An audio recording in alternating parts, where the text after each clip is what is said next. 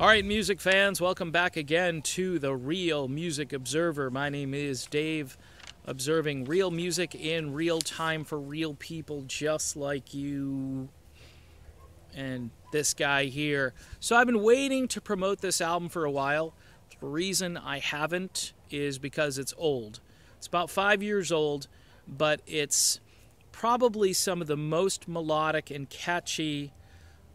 It's not super hard rock. It's kind of, call it light hard rock. So if you're a Journey fan, yes, Journey, Bad English, Alias, a lot of that sound from the 80s, but I'd say it's a little more straightforward rock. And it's an album that came out about 5 years ago. This is the CD right here. This is a hard CD to find, folks. The album is called Hitch a Ride. The group is called Departure. Departure, just like the Journey album, Departure. It's got a balloon, kind of can't take off, but it's indoors. And Escape Music, the label I'm kind of loosely affiliated with because I really love their roster. They've got some talented folks over there. Steve Walsh is on that label, and bands like Shadow Man, Overland, this new project Lone Rider, which is going to sound like Bad Company. That's coming out in April. A lot of good stuff over there. The second Pinnacle Point album will be on this Escape Music label. Hitch a Ride, though, came out in 2012, and it's an almost flawless collection of songs. The track listing, not that it really matters, but if you go look this stuff up, it might help you do the search on it. Nowhere to Go was the single that came out, and it is just instantly catchy, sticks in your brain. You're going to hear it, and you're going to want to hear it again. You don't need to do this anymore. Waiting for the Rain to Come, Soldier of Fortune, Lovesick, Roses, Travel Through Time, Fly, This Is My Time, Without You, and Outside Looking In. So you got 11 songs, and there's really not a bad track on it. I think the weakest song on it, I want to say it's somewhere in the middle of the roster.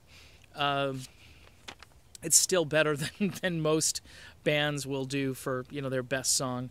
The album, like I said, very unheralded, came out in 2012, features Mike Walsh on guitars and keyboards, Dewey Ribistello on drums, Ryan Walsh on bass, and Andy Kravlizaka on lead vocals. Easy name to say. And Andy doesn't really sound like anybody else. I'm not saying he sounds like Steve Perry, because he doesn't. You'll have to listen to it. He's got a good voice for this kind of music. And again, I would check this out. The only place you can buy this, by the way, and I will try to post at least one song over on the Real Music Observer Facebook page, and I might tweet Nowhere to Go out.